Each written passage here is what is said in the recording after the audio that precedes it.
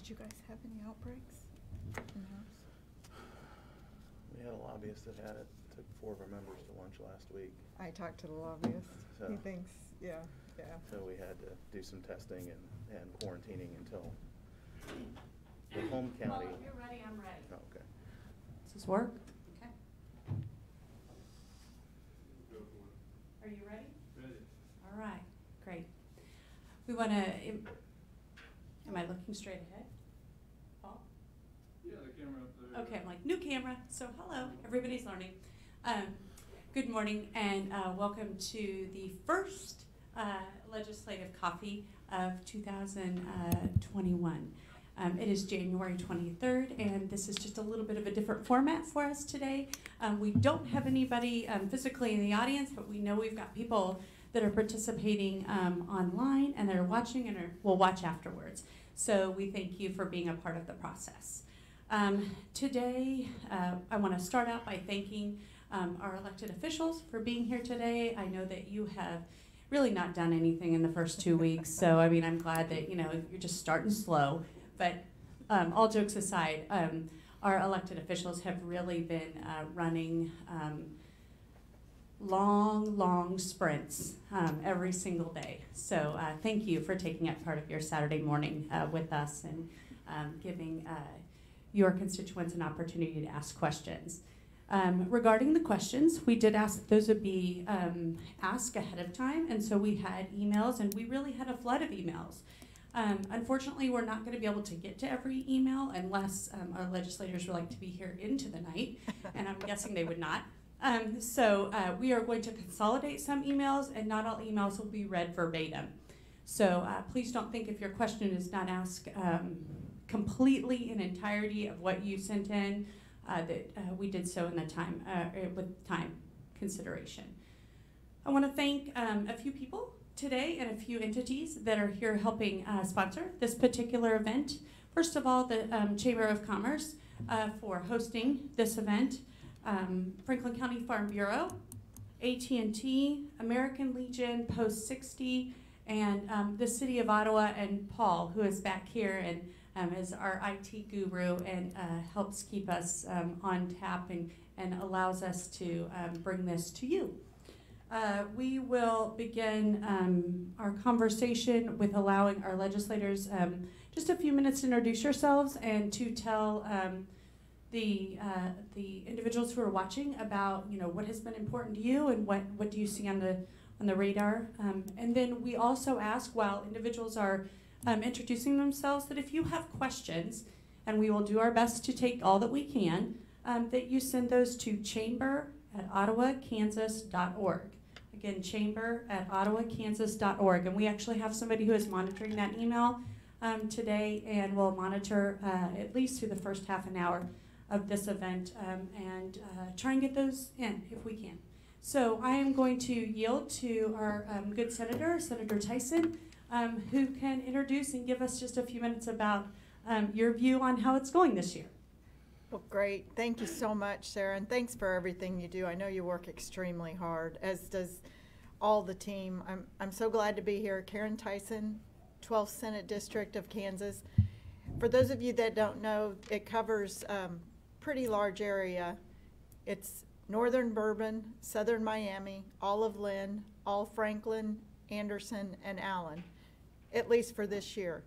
And the reason I say that is because we are looking at redistricting. Every 10 years, the state legislature, we get data from the federal government on the U.S. Census, and we redraw the districts. We redraw the congressional and all of the legislative districts, and then that data passes down to the locals, and they redraw their districts. So it's a big year for all of us, but I am very proud and very happy to represent the 12th district. I do work diligently for you, as do our other elected officials. We've had many issues that got cut short last year during the session as a result of COVID and government shutdown. When the governor decided to shut down businesses and school, it caught most of us off guard. And there wasn't much that could be done at the time through legislation since we weren't in session. The nice thing about Kansas is we have a part-time legislature, citizen legislators, but it does show a weakness when we are facing the times that we've been facing the last year.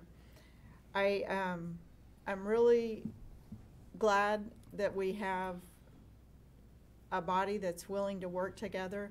I carried legislation across the Senate floor the first week. It was a property tax transparency bill that the governor vetoed last year. It had passed both chambers supermajority. Again, we worked on it. It was a bipartisan effort. The bill would promote transparency in the state, not saying that we don't have it, but in a way that lay people can understand, not people that are in the system looking at budgets all the time. This would promote transparency with all. The other thing, there's 4 pieces to the bill. The second piece is when you work on your property and do normal maintenance, like replace a roof, the hope is that you won't increase your property taxes. Well, this clarifies it, that normal maintenance would not increase the valuation of the property and therefore hopefully not increasing your property taxes. The third portion of the bill came to us from Representative Kelly. It would allow the option for county treasurers to set up a payment plan for property taxes. I think it's a good system, and it clarifies. We have some counties that do it, some that don't, and this just clarifies in statute that they would have the ability to do that. The fourth item in the bill, which often isn't talked about, but I think should be one of the major items in the bill, it removes the property tax lid.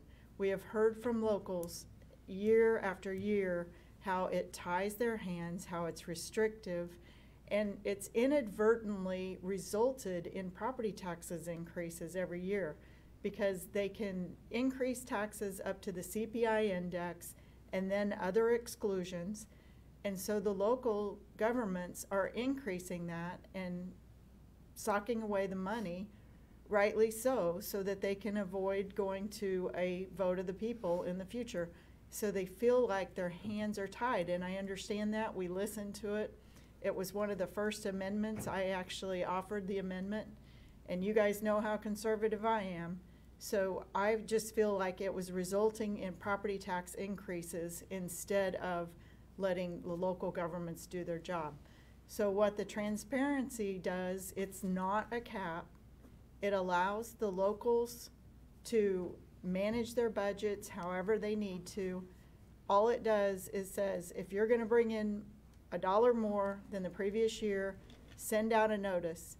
And we have samples of those notices. We're basing it off of Utah. They've had the system in place for over 30 years. It's a simple system in the sense that they send out the notices and tell when they're going to have we call it a truth and taxation hearing. The reason that terminology has been used in Tennessee and Utah, and Kansas currently has truth and taxation. We're just expanding on that policy. So it's a good program. I know it's a big change, and that kind of rocks people's comfort zone, but I think it's going to be good for locals in the sense they have a steady revenue stream, they understand where it's coming from, and for the taxpayers, they have information and can be involved in the process. It's a win for everyone. So I'm anxious. The House is having a hearing on the bill this week, Wednesday. In fact, I was preparing testimony on my way here. Oh, it's Tuesday, the 26th. And hopefully they'll move on it quickly. We've got rumblings the governor may not veto it this year, and that would be wonderful. So I look forward to your questions, and thank you. I know there's other legislation that's gone on this week, but that was a very important piece that passed the Senate.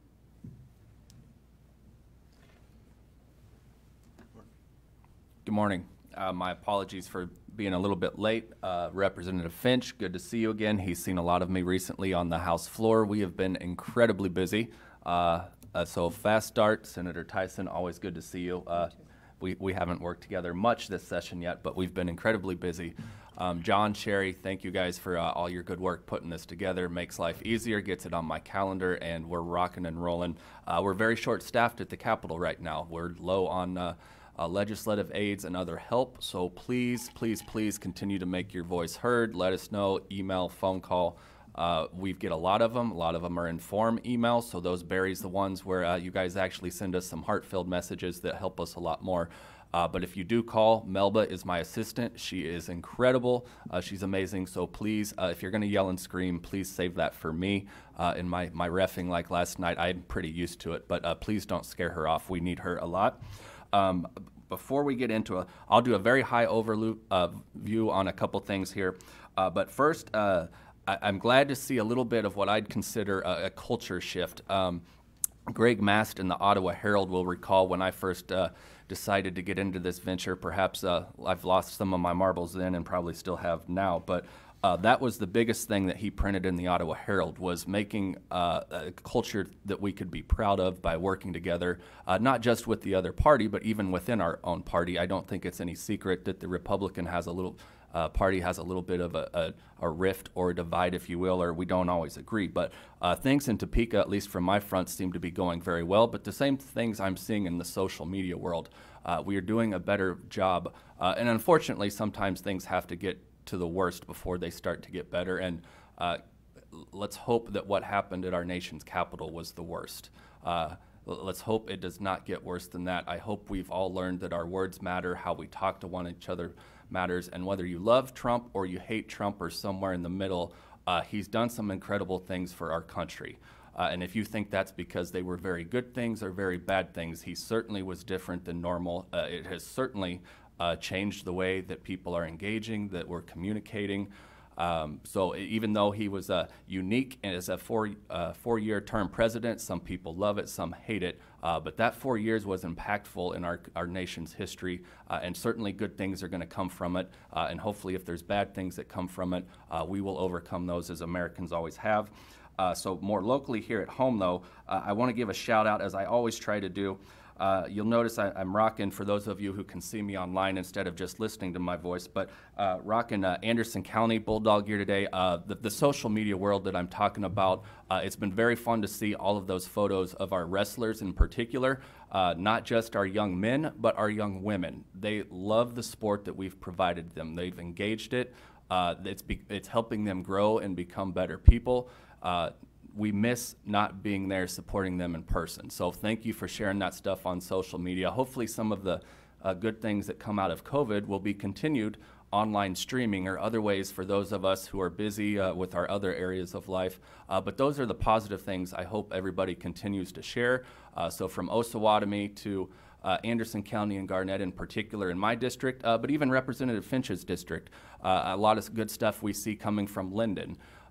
In some of those areas over there. Osage City, is Osage City in your district? No, so that's actually Representative, I'm blanking on his, Corbett's district, so. Corbett and Smith. Yep, and Smith, yep, so good things coming from all over. Actually, Representative Smith, Eric Smith, all very good Republican representatives that we're glad to have with us there in Topeka. But I'll end on a high note here. I wanted to give a shout out to a personal friend who I graduated with in Wellsville, class of 2003. They had a tragedy recently in their family. That one was an accident.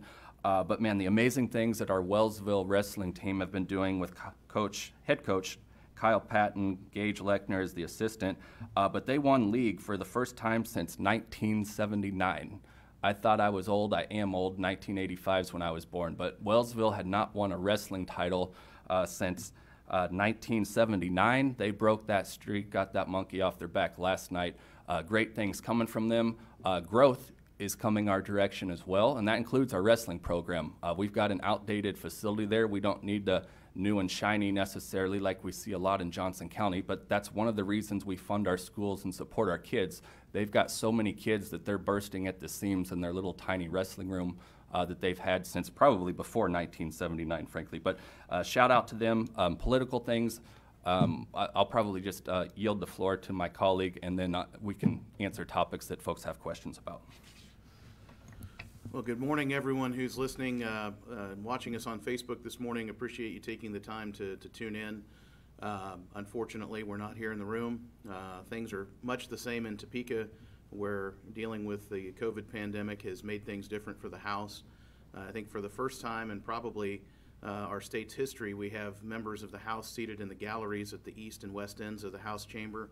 We have 125 reps. We're only able to get 66 of them on the floor and still maintain the proper amount of social distancing.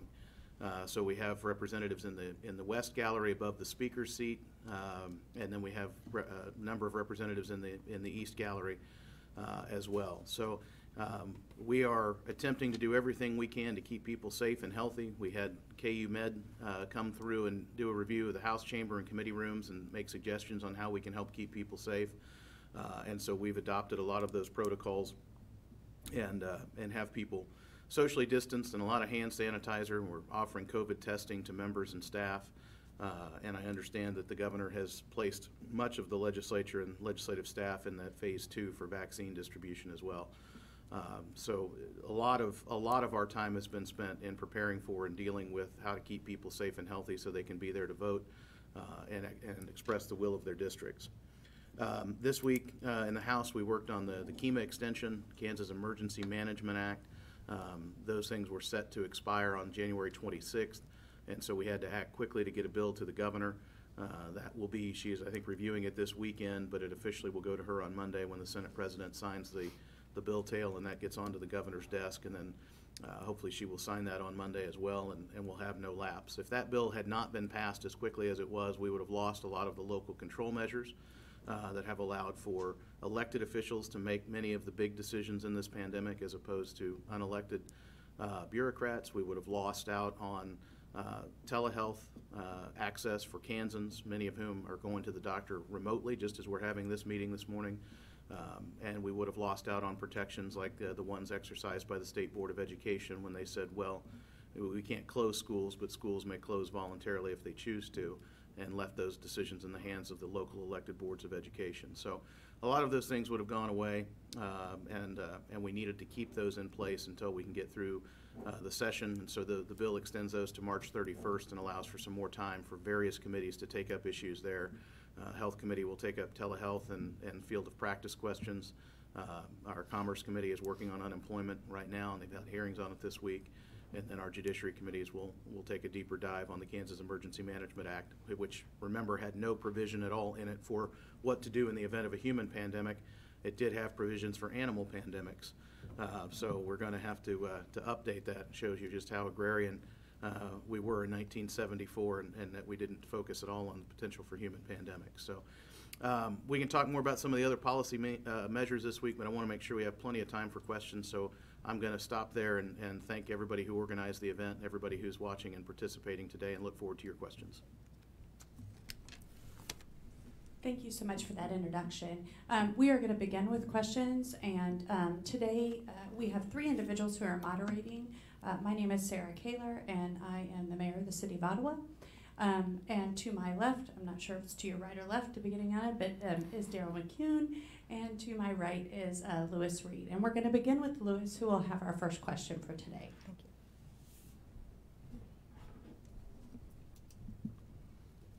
Thank you. Good morning. Welcome this morning. I'm glad to see you all here. The question I have is about taxes, and it's kind of summarizing several questions, but relief to individuals and businesses paying more in income taxes after the 2017 federal tax cut, making the state's tax environment more friendly to seniors, and the state budget shortfall. How do you plan on tackling that? And then Senate Bill 13, limiting the increased taxes or valuations that cities and counties can get from if they have new businesses or new houses in town. They can't capture that new taxes, but school districts can. If you could talk about Senate Bill 13 or that area. So, thank you. You want to start? Yeah, I do. I'll be glad to start. Taxes, definitely one of the reasons I ran for office. It's important to many of us. I'll start with the first one, the tax cuts of 2017. He's talking about the federal tax cuts. Those weren't state tax cuts. In fact, in 2017, the state of Kansas had the largest tax increase ever in the state, and it was our second one in 2 years. The first one was in 2015 for an income, it was a sales tax increase in 15, and it was an income tax in 17. So we need to be aware of this as legislators. I know you're aware of it as taxpayers going forward. So what happened in 2017 is the federal government cut taxes, income taxes. And as a result of that, Kansas has a terminology that we do not match the federal government one-to-one. We have some legislation that lines up with, but what happened was some states were inadvertently had tax increases on individuals and businesses as a result of the federal 2017 tax cuts. So we have been attempting since 18 to get those cuts from the federal government into the taxpayers' pocket where they should be, not growing Kansas state government. As I said, we had 2 major tax increases. We didn't need a third, one that we didn't even take a vote on. So we have taken a vote now. The vote has been to get the money to the taxpayer. And it was 4 votes shy in the House in 2018 when we had that legislation. I will say there were 7 people that could have, probably would have voted for it that were not available at the end of session. Our colleagues were there. They did not miss session. I get really frustrated with our colleagues that will take vacation or schedule events during legislative session. It's an issue, and I'll talk about that later. We had an incident this week in the Senate regarding it, but I don't want to lose track. We had the bill in 2019, in fact 2 bills that passed the House and the Senate, and the governor vetoed them both. So we are taking another bite at the apple, and hopefully we can get that legislation passed. There is a bill out there that would deal with it. It's Senate Bill 22. We've had a hearing on it. It's been 2 days now in the Senate. We'll finish up working the bill hopefully next week. It did come back with a fairly large fiscal note. There's some questions as to the accuracy of the note itself, but also there was some terminology in it. I won't get into the details, but Kansas does a loss carry forward, and this included a loss carry back, which the federal government had included, and that fiscal note was approximately 105 million. We're going to remove the loss carry back, hopefully in committee, so that we can continue the methodology that Kansas has used in the past, the loss carry forward instead, and that will bring that note down considerably. The bill had the date. They were trying to capture past monies. I think we're just going to have to cut losses and move on and go from here on out instead of trying to capture back. If you guys would remember, in 2017, it was the tax increases were retroactive. So it made sense that the attempt was to make these, they're not tax cuts, it's just lining us up with the federal government, which would decrease the amount of money collected by the state, putting more money in the taxpayer's pocket. You know, one of the things, we keep talking about the businesses and everybody that would benefit from it, but I've heard from constituents, one of the items that happened, the federal government increased the standard deduction to $25,000 married filing jointly. What that did was, if you do not itemize on your Kansas return, you cannot, or on your federal return, you cannot itemize on your state return. So with that standard deduction being increased to that level, many Kansans were not able to itemize on their state return. So therefore, if they run into major medical expenses, they cannot itemize those deductions. In fact, in cases, there are Kansans now that are paying more in their state taxes than they are their federal tax obligation as a result of this legislation. So we're just trying to fix the scenario that got put before us as a result of federal legislation. The other item is the seniors. Kansas is third highest in the nation, according to a Keplinger report, for taxing senior citizens. We're the highest, and if you look, we're 10th highest. We're highest for sales tax on food. We are some of the highest states in the nation. And the other item is kind of interesting. They always point to Allen County, one of the highest counties in the nation for property tax on rural communities. An example given in committee was quite interesting. A $1 million facility in Iola, Kansas was taxed at approximately $52,000 a year. The similar facility in Utah taxed $1 million facility at $16,000 a year. At $52,000 a year, you will pay for that building in less than 20 years. We really have to look at the burden. The conversation needs to be started, and I think Senate Bill 13, the transparency bill, has kicked it off. How we fund local government and how we fund government. We have to have that discussion. We collect more in property taxes statewide than we do in income tax or in sales tax. We need to have this discussion. We have to have locals included, local government, state government. How are we governing? Where can we do better as a state? You know, we are going to have a budget shortfall, and interestingly enough, I'll go back to the senior. There are two bills. One, we have passed the Senate a couple of times now. It's the Golden Years Act. You may have heard of it. It does help low-income seniors and disabled veterans. It would freeze their property taxes at a certain level. I'm sure you'll see that legislation again this year.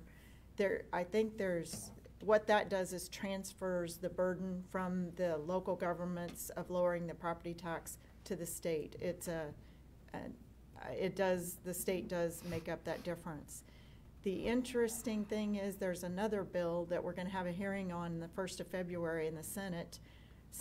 It's been proposed to remove income tax on retirement funds for seniors. We're going to take a look at that. It makes sense. We do that for some government officials. In fact, our universities and regents, they do not pay tax on the money going in or the money coming out of their retirement fund. So again, we need to take a look at this and make sure that it's fair across the board and we're doing the right thing. We do need to protect our seniors. There's also been talk of freezing valuations or property taxes for seniors.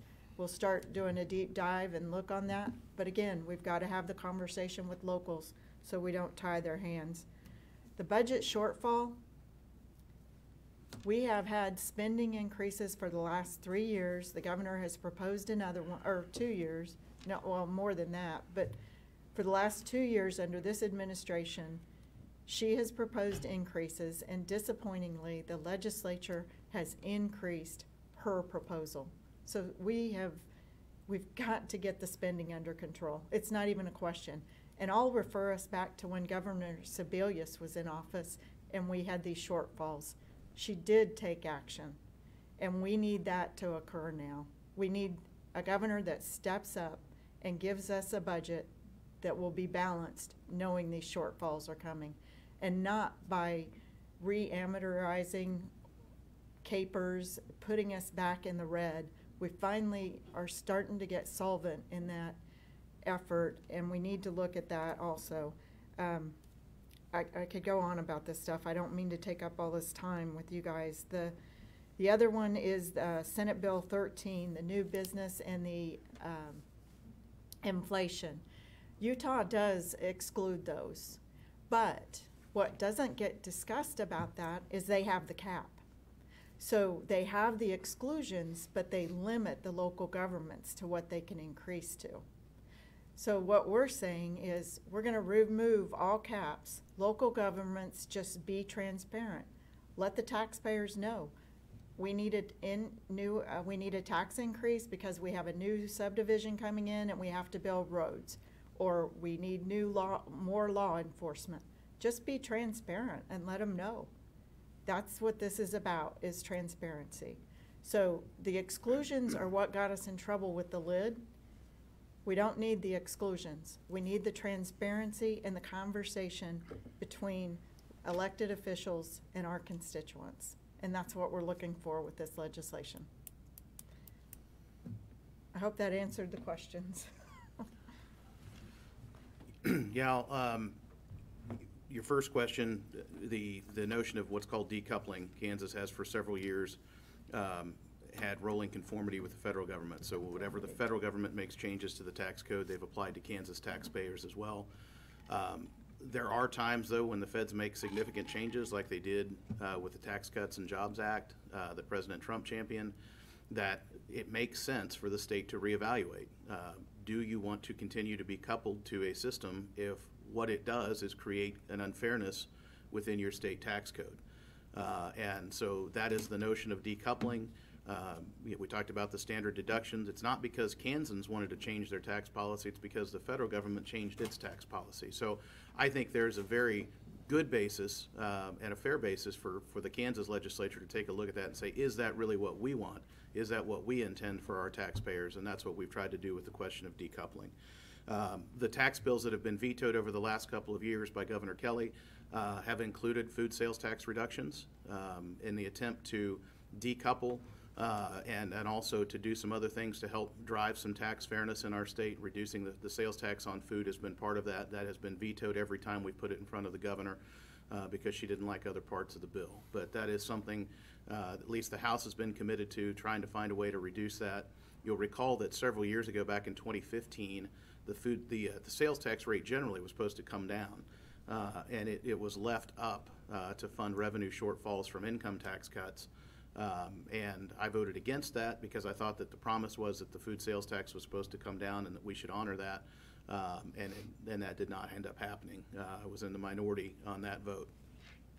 So I do think it's important that we both reduce the food sales tax and bring the sales tax down generally, as our economy runs on consumption, and taxing consumption more highly means that we will get less of it, and that's not good in a more macro level for our state economy. Seniors, the House had a bill last year that would have looked at the taxation of some Social Security benefits when incomes were above a certain level. That gets very expensive in terms of the amount of money that is given back, but I think that's something we need to continue to take a look at. I think as we try to find the solution on property tax, and I think Senate Bill 13 is a step in that direction, I think that is something that for people on a fixed income, as their property taxes go up, whether because the valuation of their house goes up, whether because mill levies go up, it has to be addressed. One of the things that I don't like in Senate Bill 13 is that it doesn't address schools. They are not put under the same rules as cities and counties, and fully 50% of the tax increase, property tax increases we've seen in this state over the last 3 to 5 years have been schools. And so I think they ought to have to play by the same rules when it comes to property taxes, and people deserve to have that same level of transparency there too. I understand why. That's a political decision to try to get this passed and let it become law, and then we'll work on getting everybody to use the same rules. But that's really the big driver in property taxes over the last several years, and we have to address that at some point as well. We are going to deal with budget shortfalls. And again, that primarily comes back to the fact that if you look at year over year for fiscal year 21, which is going to end June 30 of this year, to fiscal year 22, the only big increase in the state budget is K-12. K-12 is set to get $250 million new dollars in spending from the end of this fiscal year to the end of next fiscal year. $250 million on top of the over $1 billion we've already increased over the last 4 years. So when we talk about getting state spending under control, the thing you have to understand is that's where the money's going. And that's because of a court case, and we're not really at liberty to cut it. And so everything else in the governor's budget took a 10% cut. But schools are going to get $250 million more. And, several years ago, I made this statement at one of these legislative coffees that the pie is only so big, and we have to divide it amongst all of the functions of state government. And we are seeing the result of the Gannon litigation now in the terms of the state budget not being able to sustain other spending for other state needs. And that's going to continue because the bill that was passed that I voted against said we have to take that Gannon funding and adjust it for inflation every year into the future, which is about $150 million a year if inflation continues at the trend that we've been going on. So that will be a new $150 million every year just to keep up with inflation. The governor wants to refinance the state pension system to get us some additional cash right now. I disagree with that. The Capers board disagrees with that. It pushes out the debt for 25 years, and we end up not getting the progress in reducing our unfunded liability in our state pension system to a safe level. Safe is usually 80% or above. We're creeping into the 70s right now. If we can sustain the course for the next few years, we can get up to 80%, and then that's the time to look at a refinance to help feather those out years in terms of the spending. But we've got to honor our commitment to our retirees, including our teachers and public employees, and we've got to keep our state's pension system sound. Senate Bill 13, senators talked about that.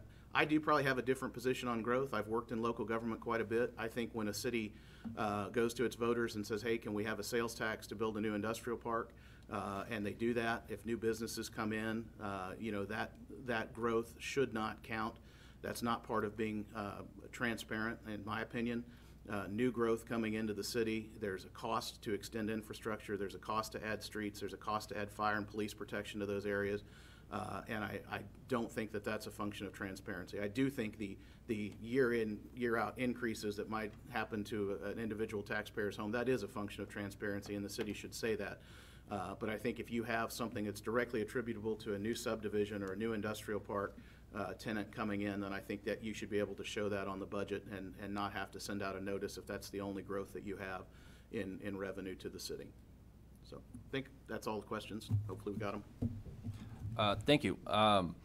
And Louis, great question. The danger of posing that, and actually Representative Finch did a great job with it, posing that to a lawyer, we could probably talk on these things all day long because it's a very broad question. But I would be amiss if I don't have a little bit fun while doing this. I think all three of us up here would agree if you can't find ways to have fun in Topeka, it's going to be a long haul. But Representative Finch mentioned the West Wing. I am one of the honored ones to sit up there up top, and I try not to look down on people. That's a life philosophy, but the speaker has made it very difficult not to look down on my colleagues in some ways up there. So kidding aside, though, the speaker has done a phenomenal job. I think he would probably tell you himself that sometimes I think I'm sticking to principle, and I've had myself in the crosshairs or sideways with the speaker. Same with the majority leader and even the pro tem here. But they've done an amazing job to get us off and rolling. We've got new colleagues there who are excited to be there. Good things are happening in Topeka. I'll leave it at that. I was kidding a little bit on the broadness of the question. So I've picked out three things, and this is my first opportunity to speak with folks since we've had the last campaign session. For Senate Bill 13, honestly, folks, if you care and you want to know on that issue, listen to the hearing on Tuesday. You can do it on audio. It's very simple. Do it from your phone instead of listening to your Spotify account. Just put the audio on the Kansas legislature. I know that doesn't sound sexy or fun, but it's highly educational. We've got very good people on that committee. You're going to hear the pros and the cons, and one of them is going to be from Miami County Clerk Janet White here. She submitted written testimony. She's phenomenal at her job. She's worked very closely with our friends here in Franklin County, Lynn County, and Anderson County in my district. She can support the bill, Senate Bill 13, but she wants to be heard because, and I asked her, what are your one or two or three most important issues that if we're going to pass this thing and get it done right, what are they? And she's put that into her letter. Those aren't my thoughts. I'm not smart enough to know those things, to be honest with you. That's what she said working with her county clerks. And on the flip side, our appraisers, we've been beating them up for a while now. Because when our property taxes go up, we are ticked because we don't know what it's happening, and that gets to the senator's points about lack of. I don't know that the transparency is the best way to phrase it. And I haven't given it that much thought, but when the brunt of it's being felt by our appraisers, and then they put up with that stress, and I can empathize with them on my Facebook account.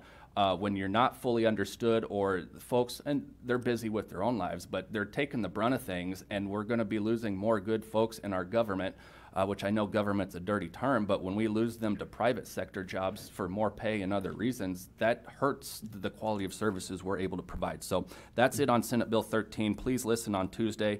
Other thoughts on that. But I wanted to give, to answer the property question, I have the benefit of still being new and mostly rank and file. So when I first got into this a couple years ago, my main thing was listen, don't pretend like I know everything, because I certainly don't.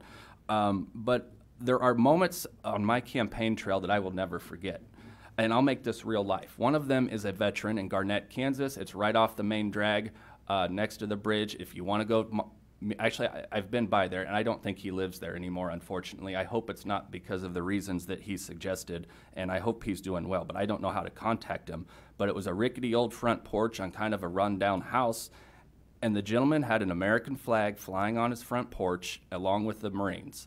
And the man was in tears when I went up. At first, he was ticked because I was just another politician showing up on the door asking for a vote. Once he came back down to earth, he was in tears. I'm never going to forget that. I told my colleagues about it on the House floor during last session because that's what gives me principle to stand up for those folks. And I'll give you a couple other examples here. But property tax, property tax, property tax. We have a property tax problem. I can probably get behind and support Senate Bill 13. I don't know if I'm there yet, but with a couple tweaks. But my biggest thing was that whether it's truth in taxation or other things, I don't know that that's getting to the underlying cause of our problems. We have people leaving our rural areas, and I think we can turn that tide and get people to move back for all the reasons that we love this area and we can get back to growth. But property tax is killing us right now. And it comes down to fairness with our colleagues or our friends and neighbors up in Johnson County and cities where they have a ton of growth right now. And you can call it fair or unfair, but they pay a heck of a lot relatively in property taxes than what we do. And they have way more business than we do. And they have, like I said, all those new, shiny, state-of-the-art stadiums. I mean, you go to Spring Hill, and I'm not mean to call anybody out, but Spring Hill or Gardner, they've got like D1 campuses there. We don't need that in Ottawa or Wellsville or Garnett, but when our kids are dealing with mold issues, and I mean, my water fountain at Wellsville High School doesn't even work. Like, the kids don't even have a water fountain.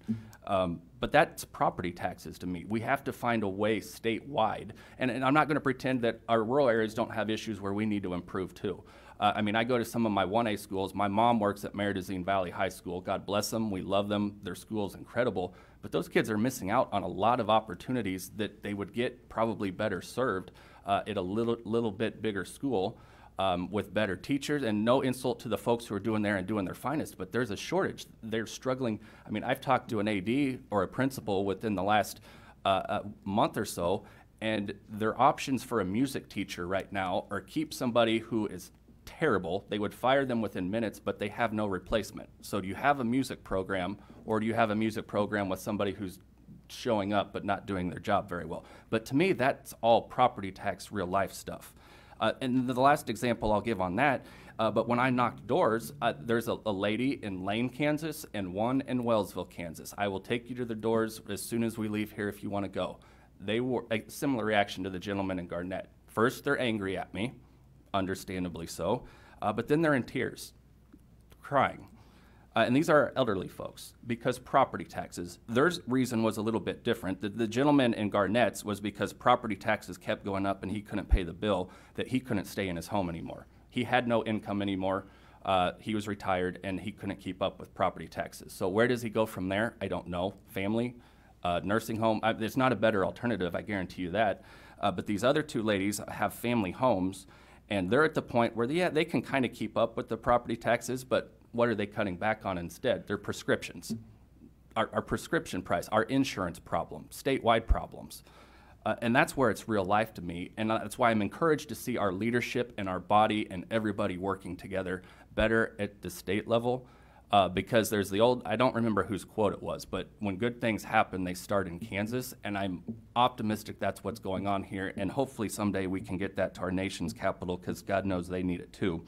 But those ladies, like I said, and actually shout out Mike Burns, Nate Wheel, and some others with Auburn Pharmacies. They have one in Wellsville, Kansas, Garnett, and they're growing quickly across the state. But I hope our body will emphasize and focus on their PBM legislation and get that passed. That will help small town independent pharmacies do the things that we want to do for our small communities and help us grow. Because right now it's at the expense of the middlemen in New York and these other very large states. So we need that big time as soon as possible. So hopefully we can make that a priority. And then the last thing, though, that I want to share with this group, and like I said, cut a lawyer off because I could talk all day, and I know all three of us up here could. But I was one of those that when I first got there after listening to my folks, I went to the first bill that came along was a very big income tax, property tax, sales tax. I mean, very many issues in one bill. And I know our Constitution says it's supposed to be a single subject bill, and this kind of was. It was a tax bill, but my goodness, there were so many different flavors of it in there, it was hard to keep track of.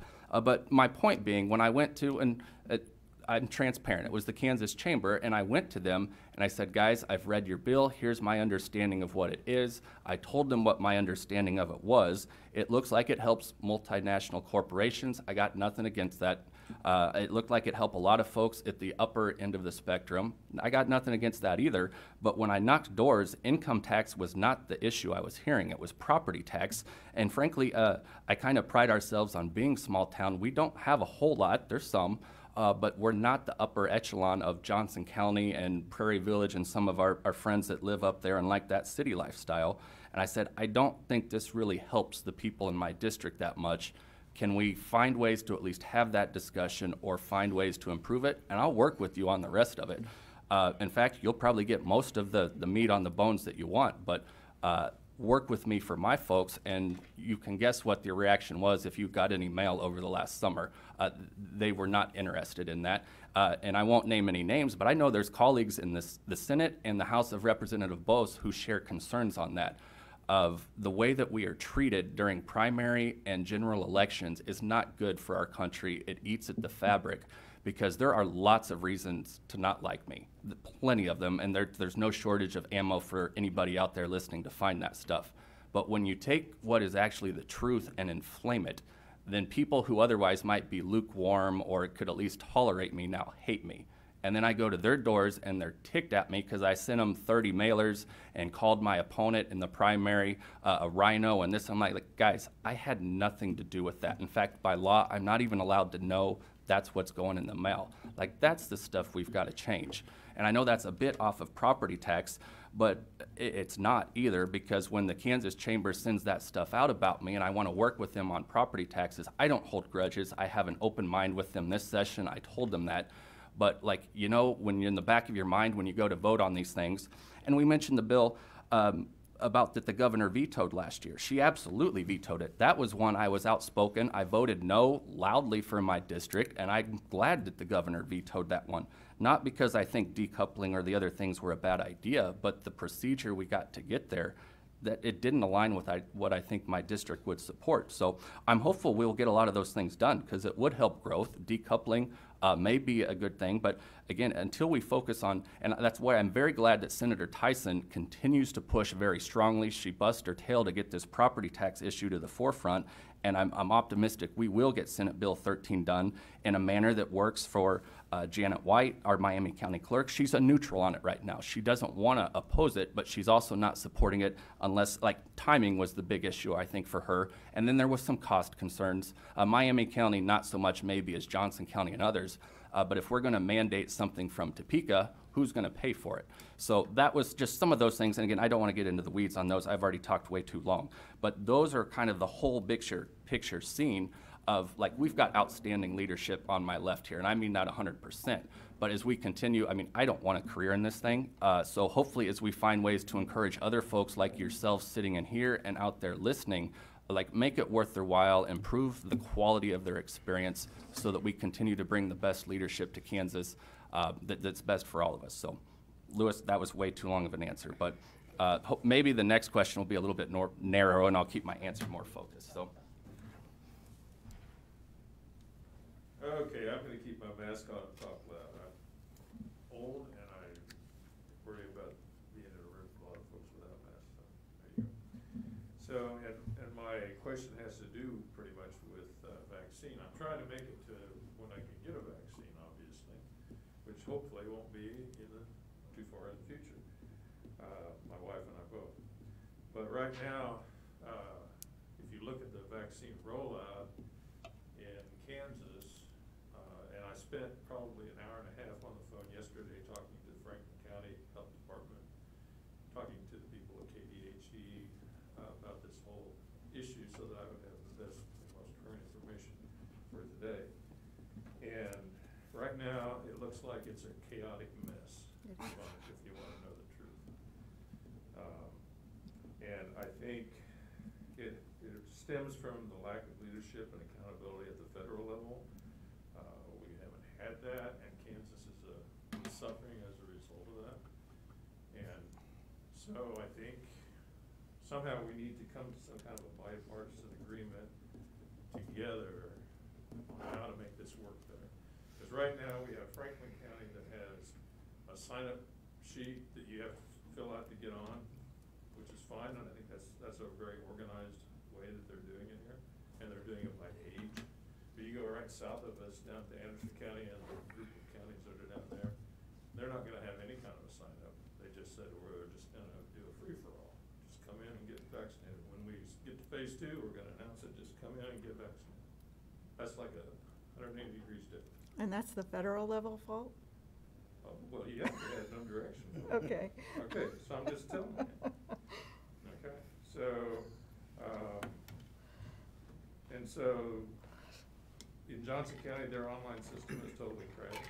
So are you prepared to work with the governor to develop a statewide plan to get the vaccine distributed as well as administered in an equitable Do you guys mind if system I take manufactured? this? That's my question. Oh, you guys go ahead. I'll be glad to take this one. This is intriguing to me. We want local control and we want local options. And then you're upset because there wasn't a federal guideline or mandate and there wasn't a state guideline or mandate from the governor's office.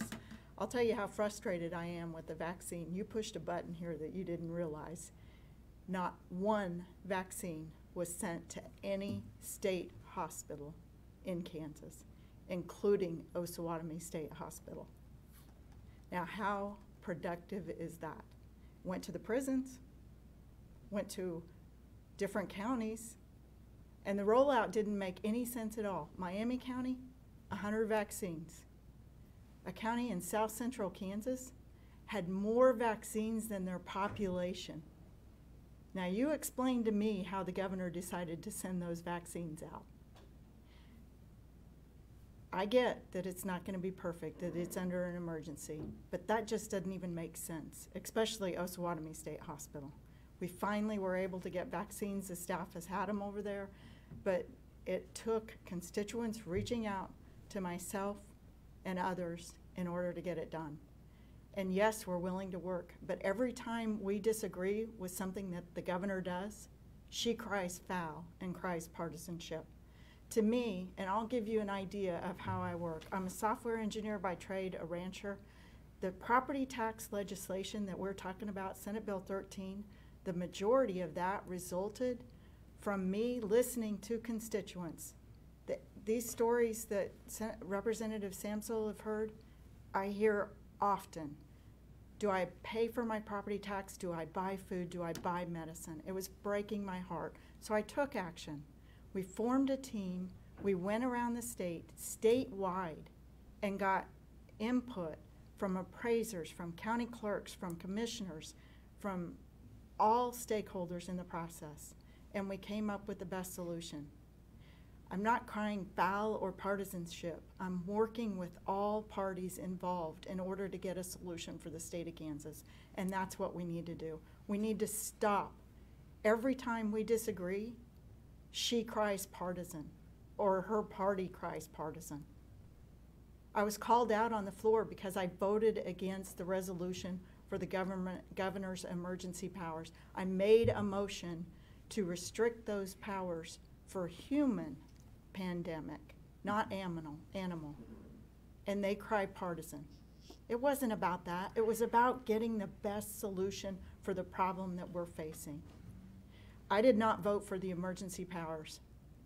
I did not want to extend those. I understand there were good things in the bill, but those things could have been queued up and dealt with immediately on each individual level instead of extending the powers, because if you look at that bill, or the bill, what it does is while we're in session, we turn over legislative authority to our governor and to our administration. We do it with the emergency powers, we do it through rules and regs.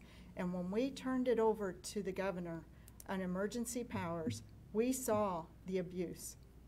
She tried to shut down our churches on Easter weekend. Then the next holiday, 4th of July, mandated mask.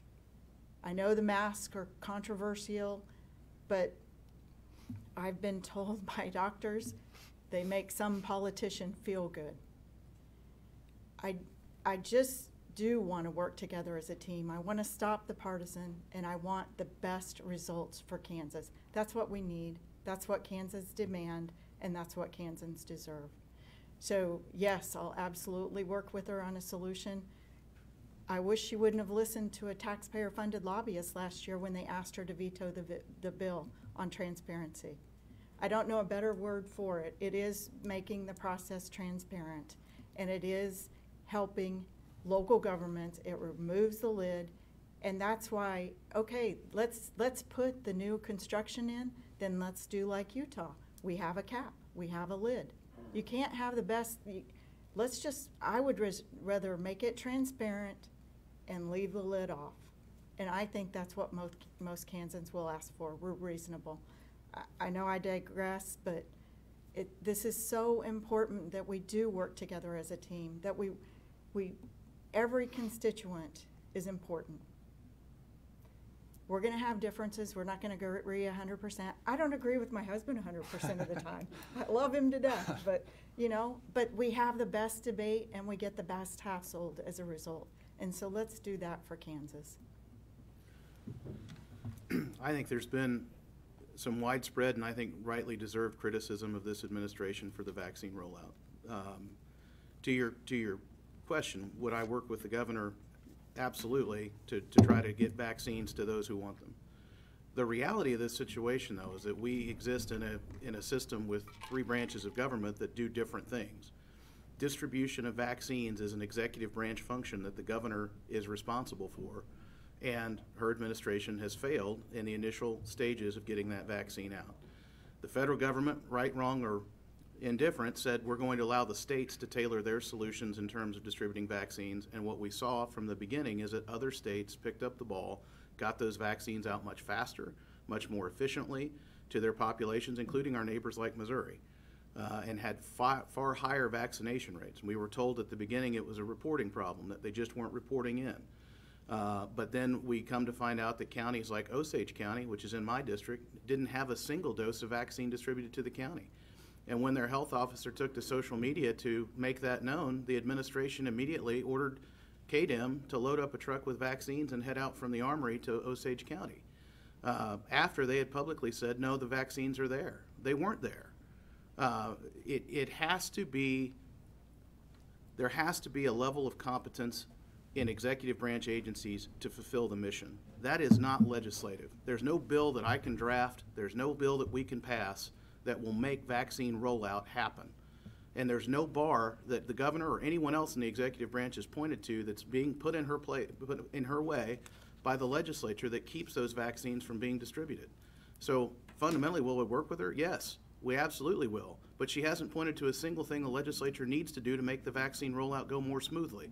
And thus far, all of the problems in distribution have been in the executive branch, not the legislative branch. So I'm happy to have a conversation about bipartisanship and working together, but there also has to be a conversation about accountability. And when that's her administration's job to get vaccines in the arms of Kansans, and it's not happening, I'm not willing to blame the federal government or blame locals.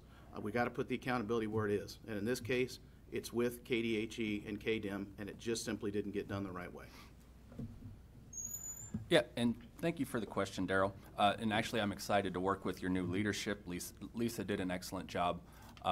We also got, I get shots fired. If you check, hopefully no one gets on Facebook to see my page unless you're willing for an adventure. But shots fired from both sides. So much like when I officiate, I figure if I'm getting yelled at by both teams, I'm probably doing something hopefully halfway right. But I want to hit 3 points, I think, with that. And one of them is willing to work with the governor. I was not shy on my Facebook page. I supported the governor, voted for her in the last election. At this point, I'm hopeful we can find a much better Republican candidate that I can support. And no fault. Laura Kelly is a friend of mine. She has been for 10 years. I loved how she worked with John Vrattle and some Senator Pyle and others a long time ago. But what's going on right now, I'm not a fan of. And one of those is kind of what the previous speakers mentioned, but every time I hear that we did something, and maybe it's a little bit of the media, and so I don't know if it's directly the governor's fault, but she also hasn't put an end to it. But every time I hear that we took away her powers or took away her emergency powers, those types of things bug me, implying that the legislature somehow did something to take away her powers. Well, we are a representative group, and I get it in an emergency, and maybe COVID is at this point, maybe it's not. If we, as Representative Finch pointed out, when we first got into this mess, we had laws in place to deal with an outbreak of disease among plants and among animals, so our cattle and livestock and all that stuff, but not humans. We were not ready for all of the wonderful things that our Kansans have done for generations. We were not ready for a human pandemic, unfortunately. But I think Representative Finch deserves a ton of credit in this regard, and it's sincere. When we got into this mess, there was a group of Republicans and Democrats both who didn't want to work together and didn't want to get a good result. For political reasons, they did want to fan the flames or whatever else, and it was going south. It was not looking good. But Representative, and I hope he's okay with me, I tell people this all the time in public, but Representative Finch and our Senate Vice President last year, Jeff Longbine, stepped up to the table. They went to the governor, and please correct me if I'm wrong, Representative Finch, but they said, let's work something out that's going to work and get Kansas forward, and we don't want the headlines in the news to be that one side or the other is getting blasted. But that agreement was reached through the efforts of our Republican leadership working directly with the governor's office. And so to hear us say that we took something away from her, I'm like, wait a second, I'm a lawyer. I know what an agreement looks like. They negotiated it. They got some of the finer points. They didn't. Same with the Republican side. But she signed the dotted line at the bottom of the thing, and then it's like you're trying to back away from a contract or something. I'm like, that's not how it works. But even regardless of that, let's not fan the flames of saying, well, the legislature did this or the governor did that. And the underlying message here, I think, is yes, let's work together. But it's both sides. We all have our faults, and it's all, I think, heartfelt and passionate, or at least most of it is.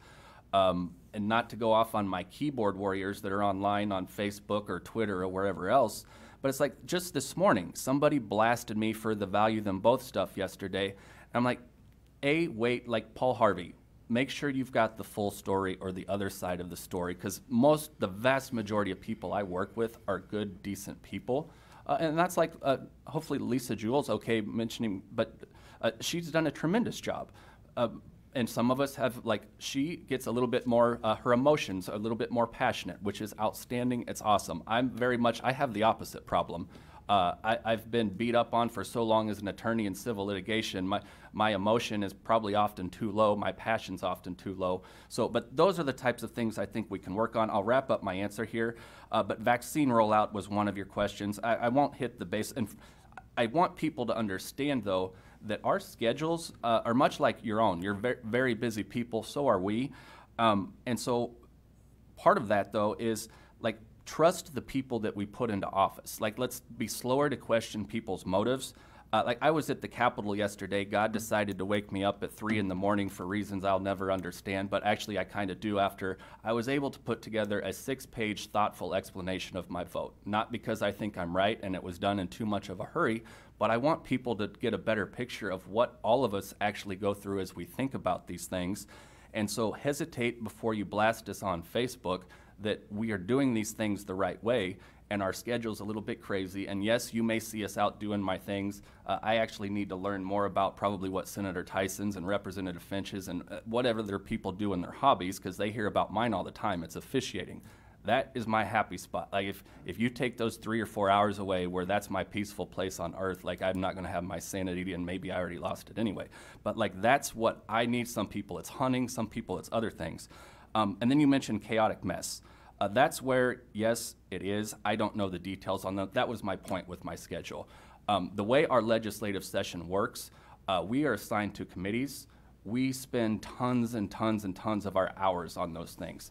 The KEMA stuff that we got done. And actually it passed in flying colors in bipartisan fashion.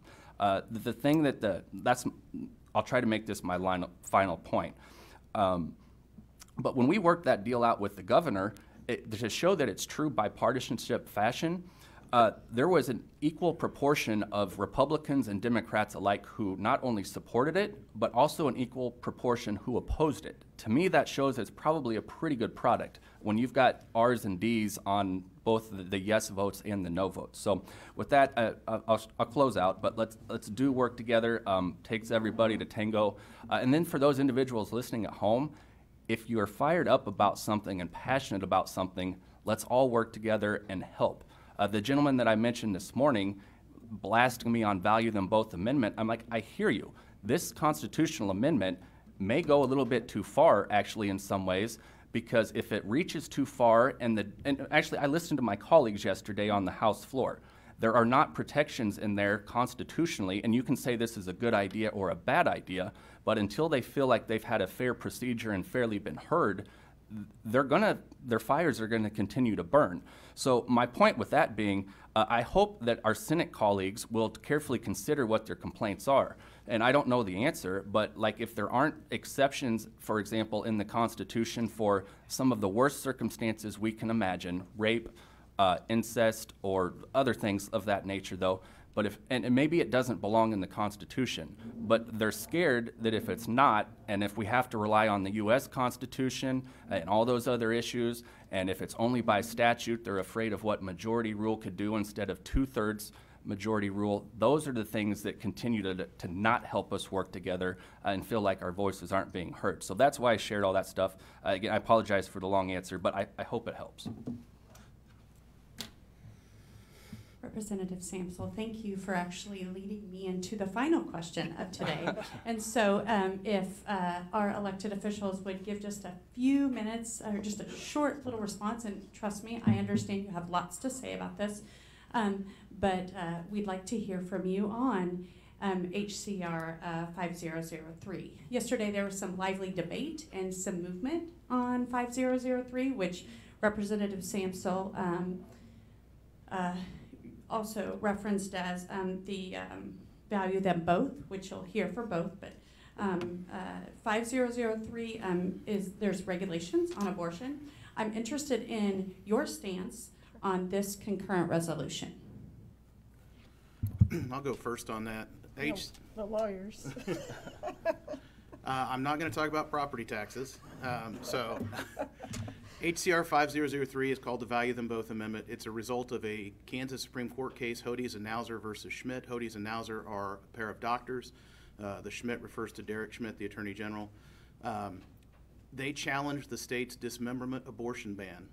Okay, so late-term dismemberment abortion was banned in Kansas, I think, 2013, and they challenged that and said that it was unconstitutional. The Kansas Supreme Court, in their ruling, said that in the Kansas Bill of Rights, they find a right of bodily autonomy. That means that there is a fundamental constitutional right to an abortion in the Kansas Constitution. Prior to that decision coming out in, I think, June of 2019, no one understood the Kansas Constitution to contain such a right.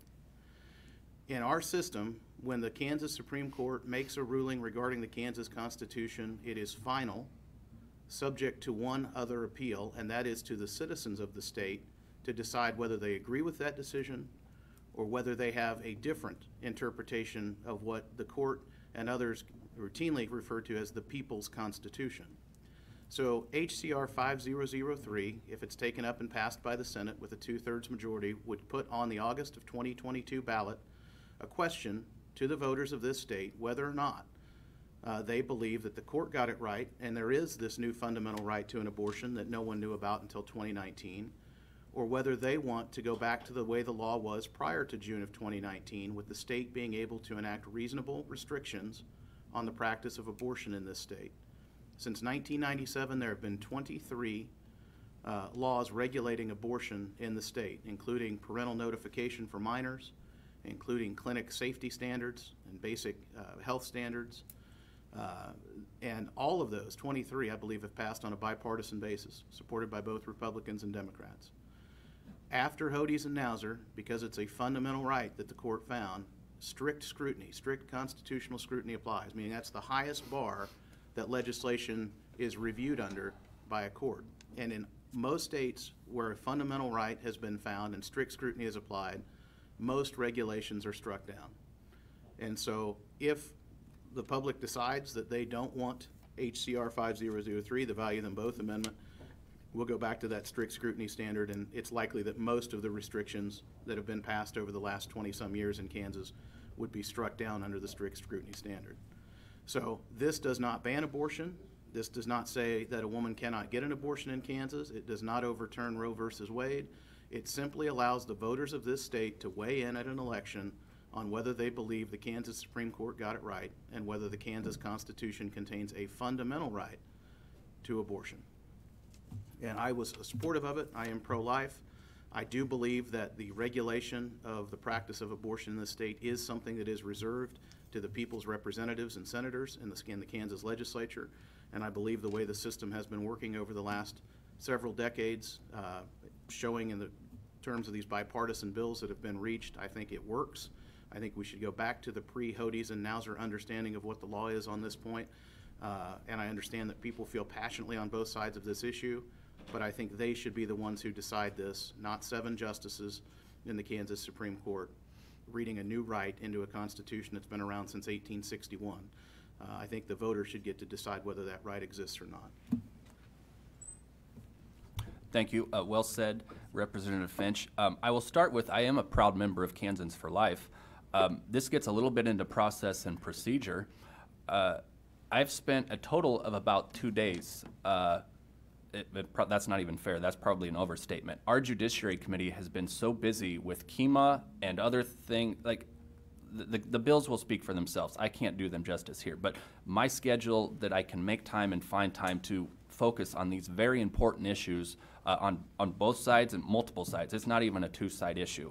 There's multiple considerations going, but that's why we have to trust our colleagues. That's what our committees are for. And that's why we are better as a state when we have people with diverse views who are there for the right reasons. Special interests are important, but by definition, they have special interests that differ from the public interest. Some of them are very good special interests. I would consider Kansans for Life one of those. But if they get too powerful, and I'm not suggesting they are or they aren't, but if we have folks not willing to speak up a little bit, we get into trouble. And that's not me saying it, it is, but it was also George Washington. If you guys remember the guy that's on our quarter that we go and spend every single day, and the dollar bill, if I remember correctly, but that was him. If you let the special interest or the political parties become too powerful, we're going to have problems. I might suggest that if you look at what went on in our nation's capital, that was an eye-opening moment that maybe we hit that point, maybe we didn't, but that's not the question before me. But checks and balances. For all of those who thought the Kansas Supreme Court decision was a great idea or a great policy, maybe it was. But that's a problem when you have 7 justices, very learned, distinguished, educated folks. But they are, liberal's not a bad word, conservative's not a bad word, but they tend to issue liberal opinions. And that's what this was. In my mind, if you can go back to when the Constitution was wrote back in the 1800s and tell me that the people of Kansas thought there was some constitutional right to an abortion, my suggestion back would be, I don't think so. Or maybe a better way of saying that is, I doubt the people of Kansas probably gave that much thought back in the 1800s. My history is a little fuzzy, but it seems like with all the other issues of our day, and that's as crazy as our world looks right now, one of the beautiful things about our Capitol are the photos and the quotes within that building. If you look at an armed standoff between two groups who thought they were duly elected officials of our state, thank God we've moved past that. We have other issues, certainly. Look at Oregon or other places where elected officials have decided that they think instead of doing their elected duties, they leave. They don't vote one way or another. They don't want to give the other side a majority or supermajority. They'll take away their corner. That's not how we operate. That's not democracy. Kansas, thank God, that's not us. We are good, sound, decent people with very different political views and religious views and everything else, but we're doing it the right way. But that's why every time I talk about process and procedure, it's not just because I'm one of those difficult, obnoxious lawyers. It's because I see what's going on in D.C. and I had concerns, which is why I started to run 2 years ago, that we were starting to operate more like D.C. Maybe I'm right, maybe I'm wrong, but those were what my concerns were. So I did vote, and let me take one step back. I think the Supreme Court went too far. Maybe they did, maybe they didn't, but the process and procedure and our checks and our balances, it's why we have 3 forms of government. One of those is it's the Constitution. And so when I hear one of my very close liberal friends talk about us trying to rewrite the Constitution, and he's very fired up about it, I'm like, wait a second, look at that quote on the wall, President Lincoln and others, but all power is inherent in the people. That means all of us. That's not the 7 Supreme Court justices. It's our Constitution to write as we deem appropriate. And so what has been put forward by Kansans for Life and others with very strong viewpoints on the subject, they think this is the right direction to go. I agree with them in many parts, not all. But again, this is not one of the issues that I've invested tons and tons of time on. I trust my colleagues to hopefully do what's best here. And I didn't listen to the House hearings. I was tied up in other committees. I don't know if I'll have an opportunity to listen to the Senate committee hearings, but I encourage everybody who's fired up about it, please do. I mean, clearly it's one of their important issues, as it probably should be. But that's their opportunity to be heard and where we get the best results in our committee work, because those folks, among their busy schedules, have time where they invest that in it. So I supported and would continue to support the value of them both amendment. It was not without reservation. I raised that with my colleagues in the appropriate fashion. And we've had those conversations, and I think we got a good result of it, and I think we will continue to get a good result. Just for those listening at home, 2 of those reservations, one's on principle. I think our Constitution suggests more often than not that these types of things should be submitted on a general election ballot. That's not just this issue, that's every single issue. But the people of Kansas wrote the Constitution such that you could call a special election. And that's what they've done here in the bill. So, I mean, what we've done here is fully constitutional. It's why I was able to support it. Now, this gets a little bit into my reffing analogies, and I apologize, but that's the life I live. But it's like when you're sitting in the stands as a parent or a grandparent, the ref may or may not make the right call. Only the ref has that knowledge usually. They've studied the rule book, they've done their homework, they volunteer their time over the summer to watch video and work with the kids. But regardless of whether the ref gets the caller right, if you're sitting in the stands and you feel like you're not getting a fair shot, or if you feel like the other side's cheating, and that's maybe too strong of a word, but that's why tempers go up. That's why we get more of that Facebook outrage. It leads to misunderstanding. And it's what Representative Finch's point was, this does not ban abortion. And the reason I emphasize that's because one of the conversations that started on my Facebook comment about it is she was at my throat, rightfully so perhaps, because she thought we were trying to ban abortion. I'm like, no, that's not this bill at all. It's not in there. And I get it. Most common folks busy with their life aren't going to know that. But this is to give the ultimate voice to the people. The second reservation, and then I'll wrap this up, but if there is absolutely no right to an abortion in any way, shape, or form under any circumstance whatsoever, including our most extreme, in the Constitution, their concerns will be, validly or not, that in those situations, let's say this is god-awful, but if somebody gets raped and they want to have an abortion, they may not have protection from that if worst case scenario played out at the U.S. Capitol and or at the Kansas State Capitol. I don't know if that's right or wrong. I hope that's a conversation that entails. But ultimately, the power is within the people. So the folks who want that protection in the Constitution, they can do it as part of this one. It may be too late, I don't know. But you can always bring another constitutional amendment later, or work with the folks at this point, like I said. So, but those are how the wheels of our three-tiered, three-leveled equal branches of government work. And that's what I encourage folks to do. And hopefully as we work together, those are things that we can flesh out. But at the end of the day, I mean, I just think, and this is actually Senator Sass, I don't spend that much time up in Nebraska, but one of the points I recall him saying in the U.S. Congress is we as legislators oftentimes have not taken on the hard issues and we let the courts decide them. That kind of tends to fan the flames and tends to, like the hard issues should be decided by our elected officials.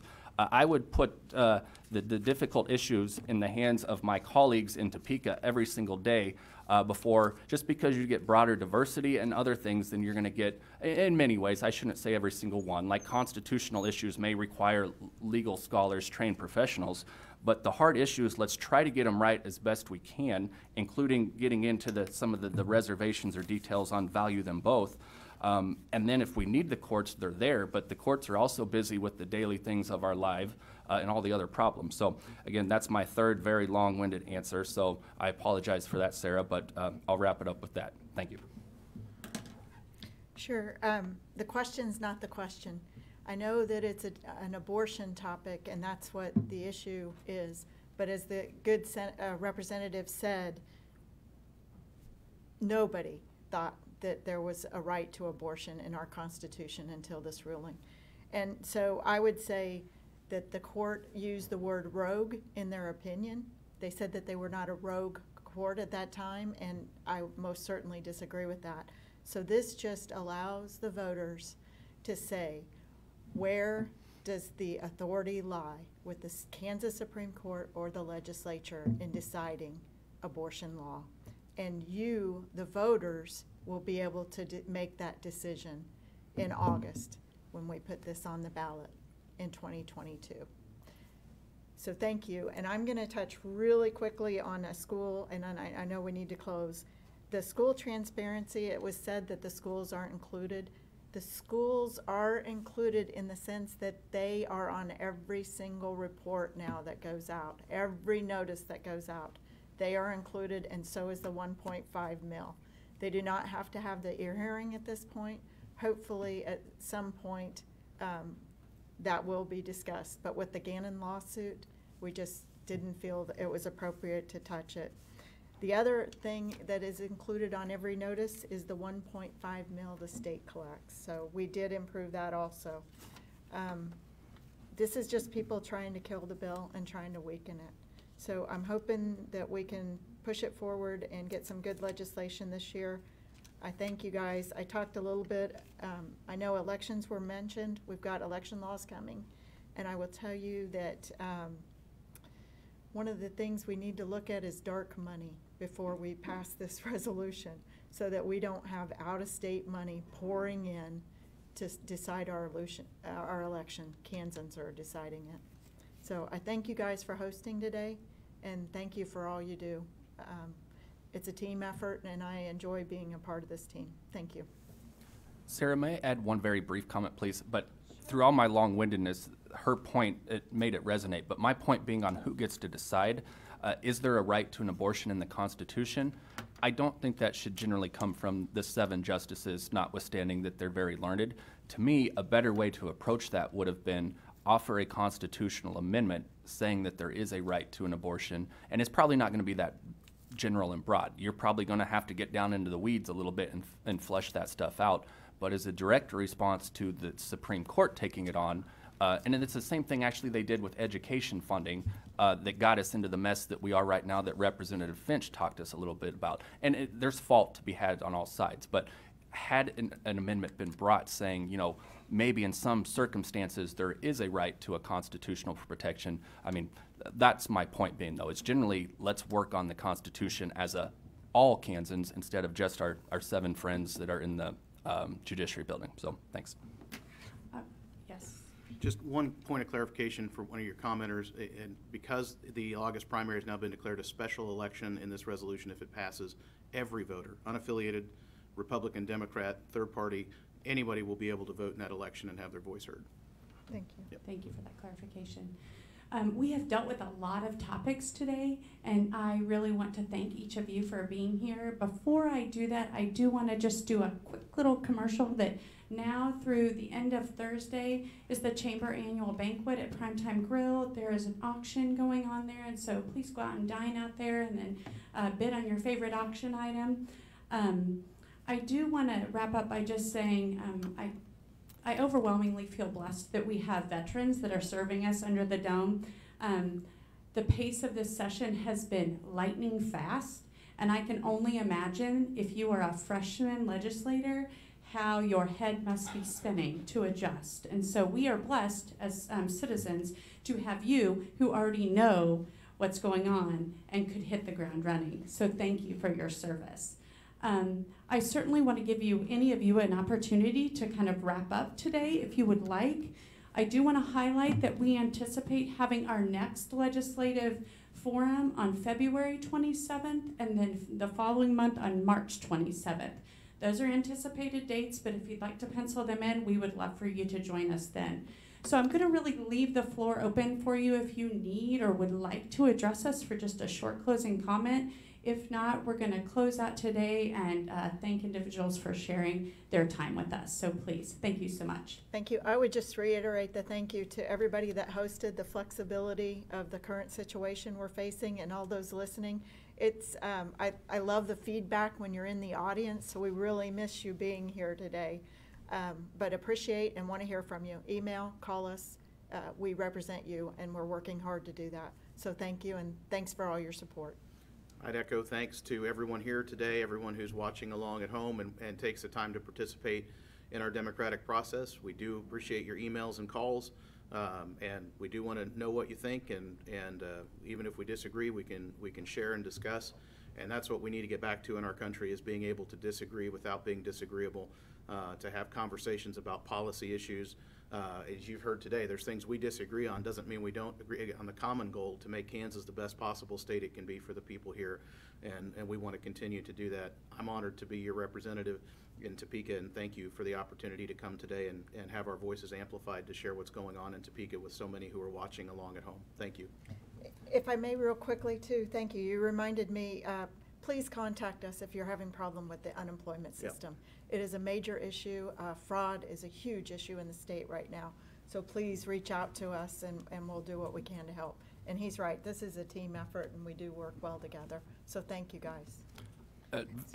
Just very briefly, to Sarah, your point, and that's why I've had votes different than both of these two on my left, but love them to death, and publicly and privately, I tell you 100%, as long as they're running for re-election, should keep sending them back to Topeka, put money in their campaign accounts, more in mine, of course, but put money in their campaign accounts, because they do an exceptional job, and I hope they continue to make the sacrifice, because it's a worthwhile sacrifice, and hopefully we can keep it that way, but their leadership is outstanding. My last comment for the folks at home, though, this it comes from I had a breakfast in Osawatomie on our day off, Martin Luther King Day, and it struck me, and I hope people continue to share this message, but I had a couple gentlemen, one in particular, they'd left money to the high school for agricultural purposes, and he was frustrated, to say the least, that the money hadn't been spent. They couldn't find ways to bust the kids out to the farm to do what the money was. I get it, I do.